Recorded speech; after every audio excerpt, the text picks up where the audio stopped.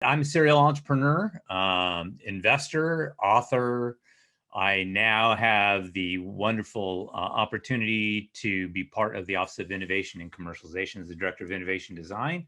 So it kind of brings my cycle completely back around, and I am what you would call a pracademic.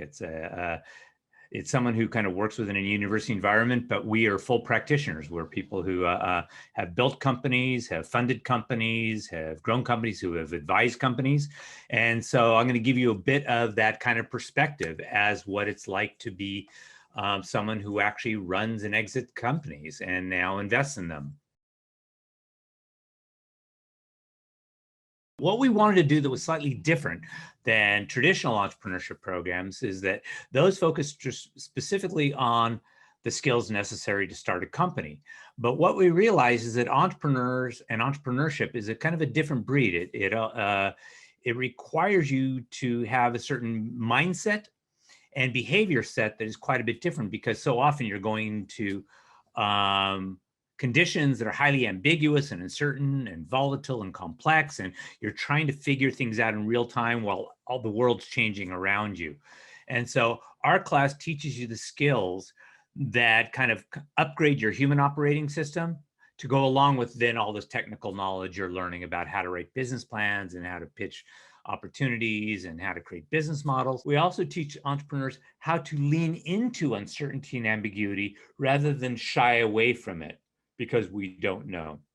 We teach people how to avoid being overwhelmed by a lot of the uncertainty. How do you kind of calm your brain and what we call amygdala hijacks? You know, it's that reptilian part of your brain, which is the flight or fight response, that when you get overwhelmed, you tend to kind of shut down. So there's a lot of human operating system skills that then will align with your technical operating skills, this kind of stuff that we're teaching you right now. And the combination of those two will make you those people who want to be more entrepreneurial. It would improve their skill set, and people who are already good entrepreneurs, it will make them even better.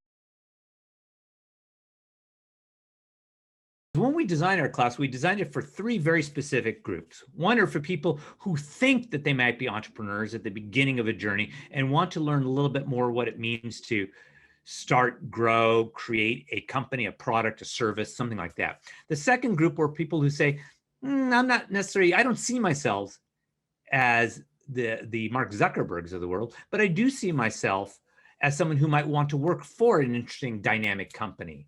And so what is it like to work inside of a dynamic company where information and roles are constantly changing, and where one moment I'm the leader of X and the next moment I'm part of a team where I'm not the leader?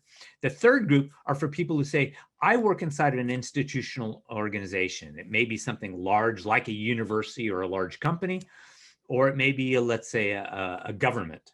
And they want to say, how do I bring more entrepreneurial and innovative thinking to these people? How do I take these constructs that you're talking about and teach them and propagate these things inside of our organizations?